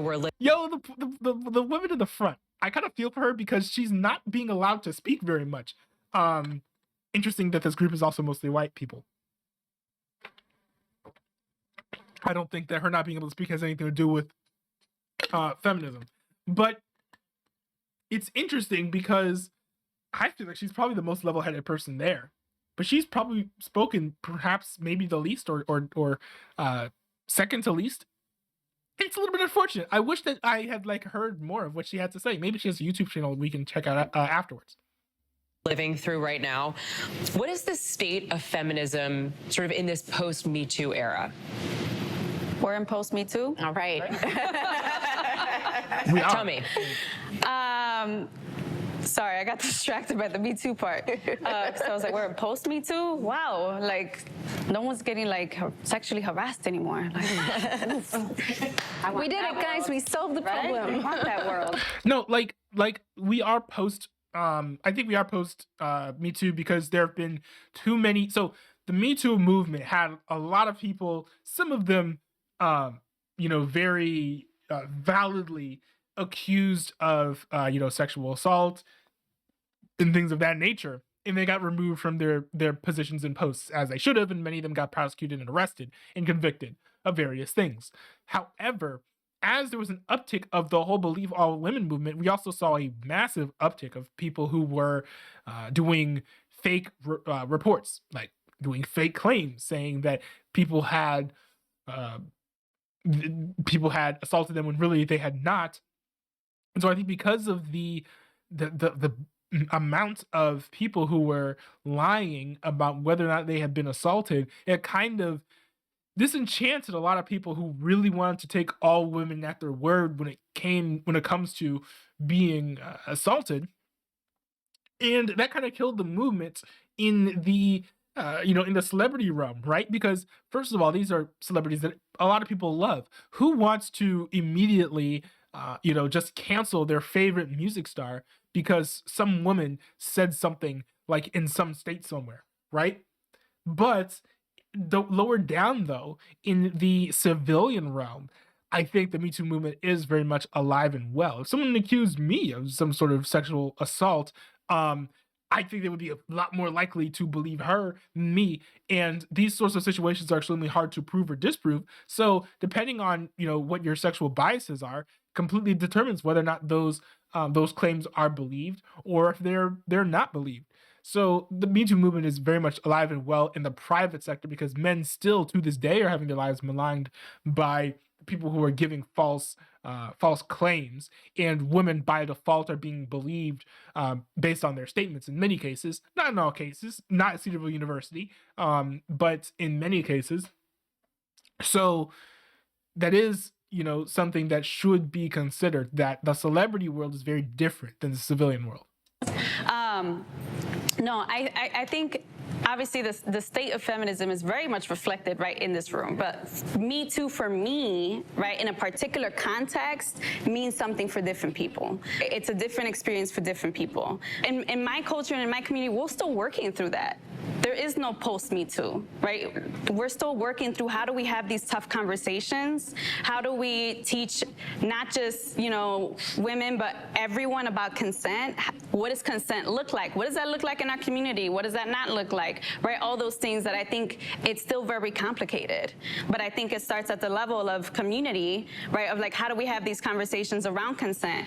Sydney, I saw your hand up. So when the Me Too thing was unfolding, I was initially like, great, I love the idea of women being able to speak out. What's been really disappointing, I suppose, for me, post-Me Too, as we're calling it, is that, and especially as someone who's sort of on the right wing of politics, I think that a lot of the experiences of women on the right get a bit trivialized because there is a lot of politicizing of sexual assault. So when something legitimately happens on our side of the table and someone tries to speak up about it, there's almost an automatic disbelief. I wonder if she's going to talk about the fact that Elijah Schaefer, was being very crude and crass, making a lot of sexual statements and sexual jokes around Cindy Watson on the show that they co-hosted on a right-wing, channel, the Blaze TV. And, as she spoke out about it and said, hey, can you get him to like stop talking about private parts so much? They just fired her. So I wonder if that's something that she'll bring up because, and also if she brings it up, it'd be interesting to see what all of the left-wingers have to say about that. And I understand why. It's because of the believe all women type of stuff that came out of the Me Too movement that a lot of us were like, wait a minute, no, people do use these situations for gain. People do make things up. People do lie. But it is sad to watch it happen. It makes me sad that we're here. Jordan? I feel like there'll never be a post-Me Too because at the heart of it, Me Too is just a phrase. The spirit of what Me Too represented will always be relevant, and that is that you are empowering individual women to advocate for themselves and speak out when they feel like they're being wrong. Ideally, you're just trying to be the most transparent and self-accountable person you can be, and you need to hit all of those fronts if you want it to last on a cultural level. How about beauty standards? We talked a little bit about this. This got brought up. Interesting that there's not much when it comes to Me Too. Did they truncate that section for time? But it is interesting. It'll be interesting to see what they have to say about beauty standards. As a straight man, I have my own opinions. Up at the beginning. But the one thing that I don't think anyone's going to get right, except probably Pearly Things, is that, natural is better.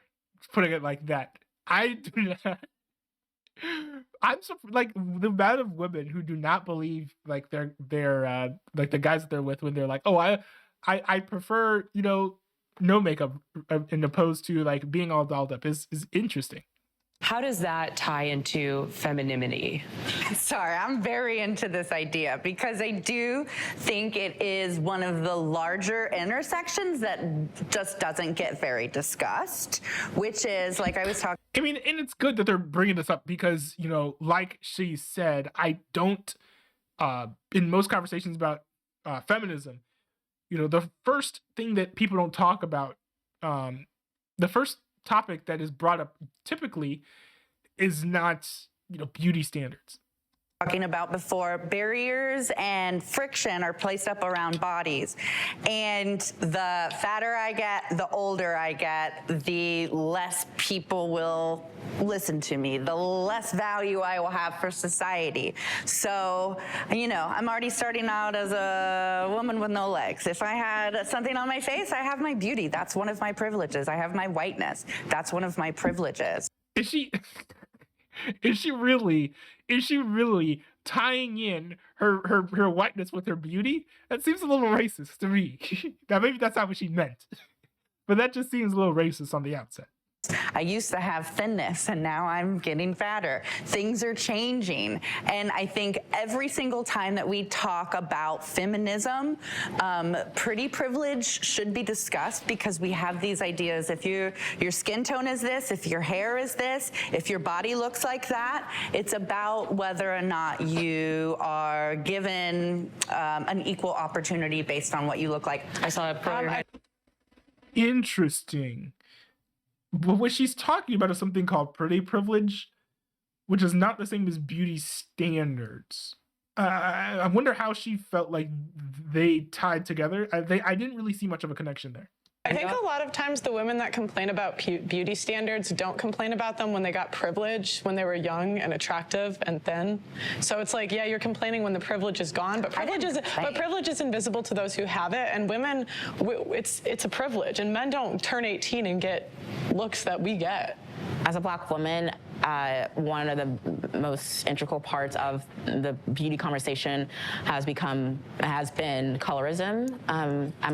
Yes, like that is certainly a much more important aspect of like the whole beauty standards thing, I think, than, you know, why aren't magazines glorifying fat people, or like, you know, how come like these body types aren't accepted while these body types are. Everyone's gonna have their own preferences too, which is one thing to like keep in mind, because just because the media glorifies a certain type of body doesn't mean that like everyone you come across is going to also like that type of body. So in my opinion, pretty much the only time when a beauty standard matters is when you're looking for a spouse, right? Or I guess for a lot of these people is when you're just looking for someone to sleep with for the night because you don't want to like commit to a relationship. But like if you're looking for someone who's going to find you attractive, there is going to find. I think I can't remember if it was my dad who said this, but someone has said like for every single person, there's going to be someone else the opposite sex who finds you attractive, right? So I think it's unfair to be like, well, people who look like me aren't in the magazines, because it doesn't really matter, because there might be a legion of men who would be thirsting after you if you were putting yourself out there. A dark-skinned Black woman, proud of it and proud of being myself. For the most part, I did not. Why am I going to cry about this? I did not grow up thinking I was beautiful because I was that. And I think in the Black space, we have these conversations. But I think I'm glad you're bringing it up, because I think feminists actually really should be part of the colorism topic, because colorism is not just shades within being Black. It's okay, colorism, I would say, is probably something that I don't know if it would fit in feminism, because it's a largely cultural thing, but also it focuses more on racism. I think it's centered more on racism than like anything else, but it is something that only affects women when it comes to beauty standards. So I do see a point there of like including that in the discussion of feminism. Shades, because they're, again, the beauty standard is the closer to whiteness you are, the more beautiful you are. I think it's something that if more people in different shades, particularly white women, because of knowing that standard, and we work together on that, then we have a lot, I think, something we can unify on, but also something that we can make strides in right now that I'm just not seeing. And it's only, again, that's why people feel like you have to be a Black feminist, because it's a topic that only really Black feminists are talking about, because it deals with being Black. How do beauty standards make you feel, Morris? I mean, kind of what you're saying, Antonia, as a Black Latina woman in my community, right? Bro, why are all the lav mics dying? Did they end up being there longer than they expected and all the batteries died?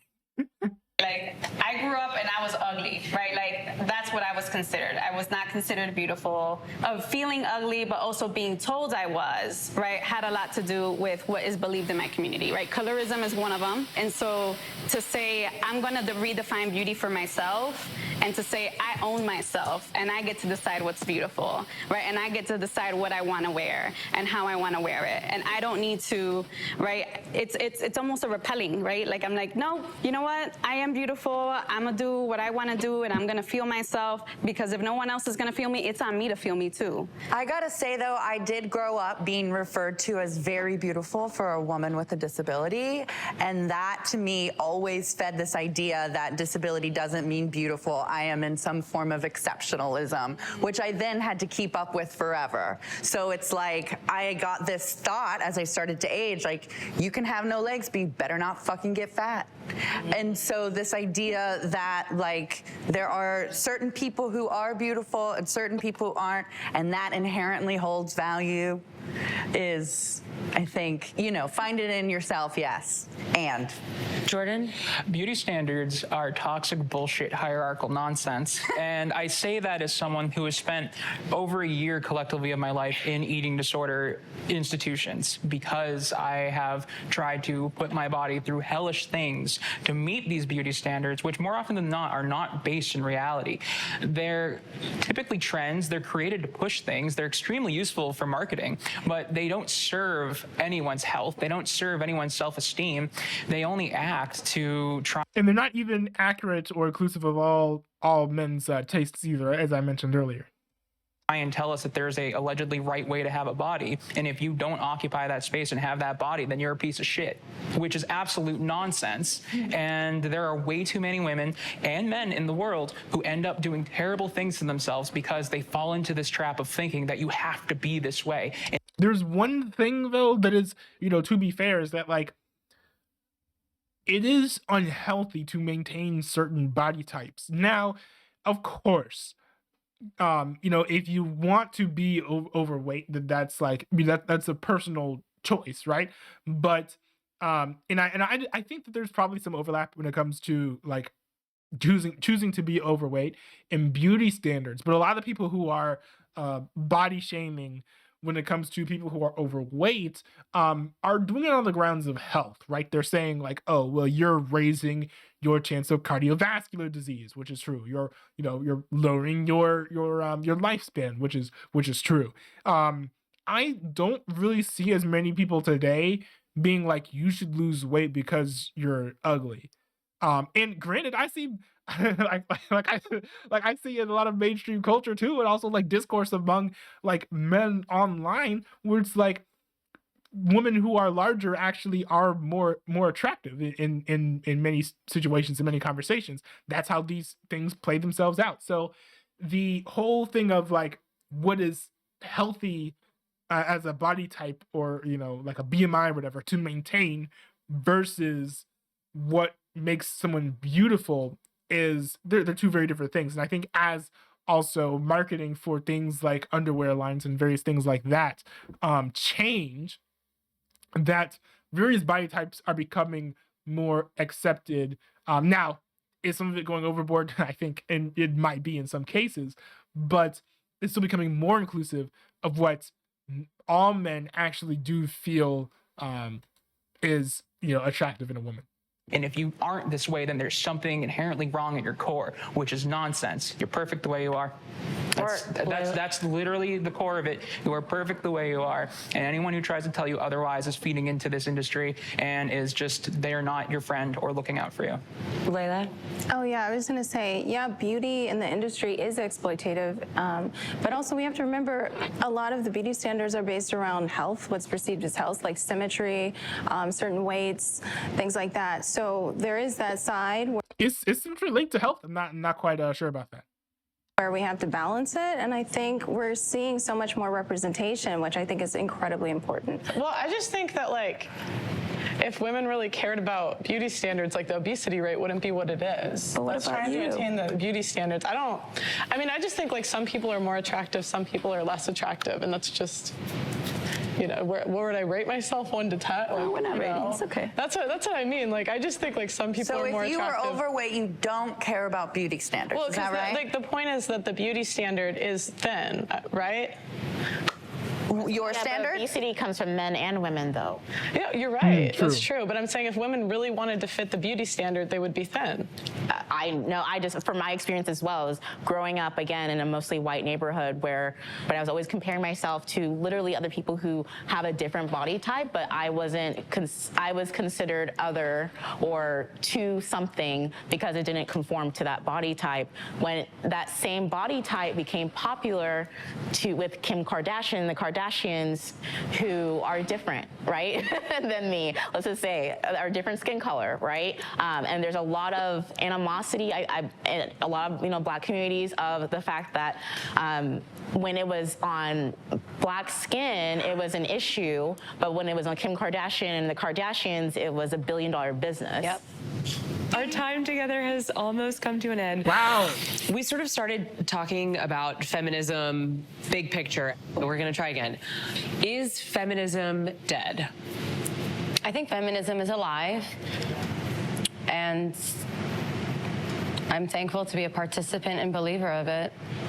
I would say, as far as the West goes, I think that feminism has been cannibalized by other movements like leftism, like transgenderism. So I think feminism is very much alive and well. I think it takes different forms depending on who you're talking to, and that's not necessarily a bad thing. And as I've defined in the beginning, for me, I use it as a lens. So I don't think I'll ever stop having it in my arsenal, if you will.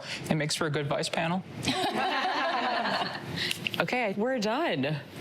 I appreciate everybody taking the I thought they were going to go through more people at the end. time. I know this is, it got a little heated at times, but thank you all for coming.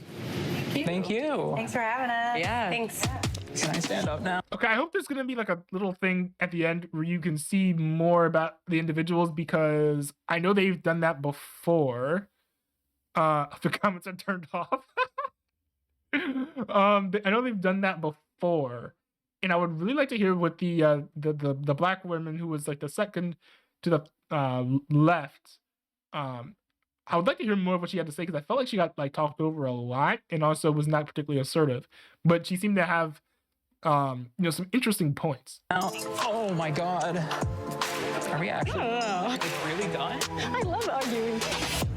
I don't think I have sat this long in a little chair. That was wild. I mean, drama. It was nerve-wracking. Some of the people on the panel were entirely subsumed in misinformation. I think that we It is like hilarious considering that that's like a dude who thinks that he's a woman. women need to stick together and figure out what a woman is. We were all loud, outspoken women. Some people are soft. I hate the idea that we're not supposed to be angry about it. It's okay to be Wait, is she about to cry? Soft. I hate the idea that we're not supposed to be angry about it. It's okay to be angry about being oppressed. It was like surprising to get tone policed on camera by a white woman. I don't know why It was hilarious because she was being tone. She was like, what was she saying? Tone policed. Tone policed. She was trying to police everyone on the panel who didn't agree with her. She was like shrieking when someone just like talked about her experience. Like, it was her behavior, I think, was kind of like the most shocking and surprising of anyone on this panel. Surprising to get tone policed on camera by a white woman. I don't know why everything has to become about me being a white person, as if that somehow circumvents my opinions on issues. The personal is political, the political is personal. We need to have more spaces where we have literal political ideologies of different backgrounds. Feminism is always and has been a hate group. Feminism isn't dead. What?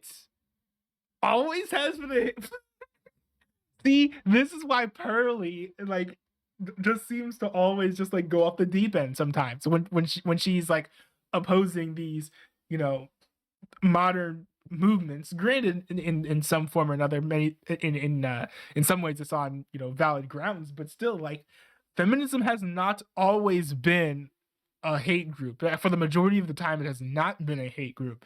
Even now, I'm not 100% sure it's a hate group, although misandry has kind of taken over it in many ways. But to say that it is and always has been a hate group is it's like an outrageous claim. In America, I think feminism is doing its best. I'm ready for a glass of wine. There.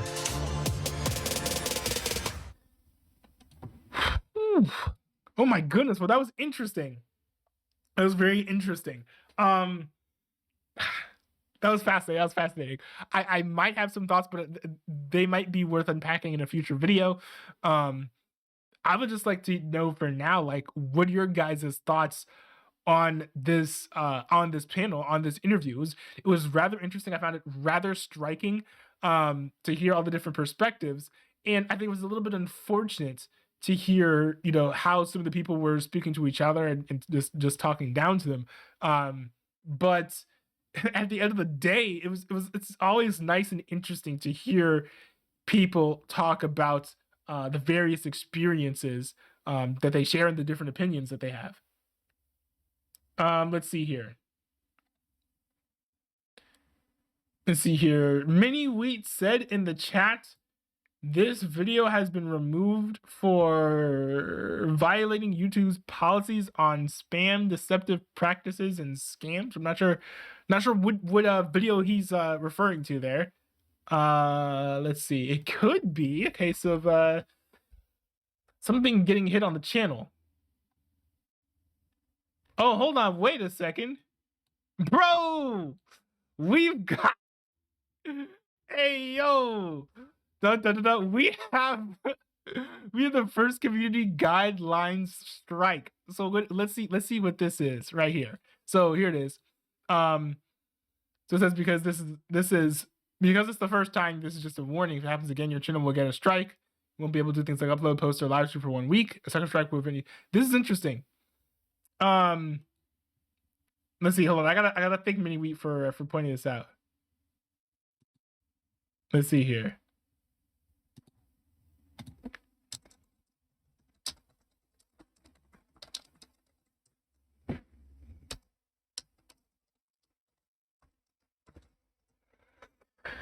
Okay, I just let him know that I heard about that. So let's see what this is about. So hold on, let's see here. So let's see, review content. So let's see. So let's see. There may be an issue with your content. Says we found something that may violate YouTube's guidelines to help keep the community safe. We removed it in the next 2 steps. We'll ask you to take a look at the content in the policy. If you'd like to appeal, we'll be happy to review your content again. Okay, I'm going to go ahead and hit begin review. Okay, it says here, let's see, take a look at your content, keeping policies in mind. List any problems we found. So it says here, spam, deceptive practices, and scams. Okay, it's interesting. It says here, we've detected content in your live stream that may belong to someone else and was not corrected following repeated warnings of possible abuse. You may not have intended to include this content, but live stream should be actively monitored by the channel owner. Okay, I see. This is weird. It looks like a strange copyright thing. Like scam, deceptive practices, and scams really should not be a it should say like abuse of copyright. So this is what my this is what I'm seeing here. So it says here, this stream has been stopped because we detected copyrighted audio or video. So that's kind of the message I was getting like throughout, and as I would pause and then do a bunch of commentary, if I was talking for like a minute or more, then it would, you know, it would show up as green again. But then it would go back to like yellow when I would begin reacting to the video again. So I'm guessing that that's what it was about. But it's rather interesting because, first of all, it's like transformative because I was doing commentary on the debate in many instances, but also like it shouldn't be scam or deceptive practices. It shouldn't be under spam or deceptive practices or scams. It really should be like copyright abuse. Anyways, let's hit next and see here. Let's see here now. I want to appeal to remove the content. Doesn't make sense to me. So you want to leave a comment. So what does it say here? Let's see. I was reacting to a panel providing my own input that causes this video to serve as transformational content. Let's see here. I am also not sure why, if the issue is copyright abuse, I was not given a copyright no copyright strike rather than a community guidelines warning. All right, let's see here. Please let me know if there were any abuses, any specific instances or abuses that occurred. Let's see here. Timestamps would be helpful.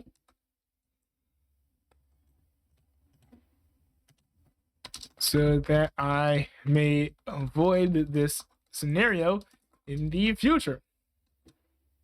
But I'm going to go ahead and submit that bad boy. Let's go. All right. So let's see here. In any case, I'm going to go ahead and wrap up the stream because that was actually the last thing that I was going to react to. Not long after this, and I go ahead and edit the clip for tomorrow. That'll go up live with the Clips channel. We'll probably be watching an episode of Succession in the Discord, so feel free to hop in and join me for the ride there. We're trying to get through every single season of Succession before the new season begins, so we'll see how that goes.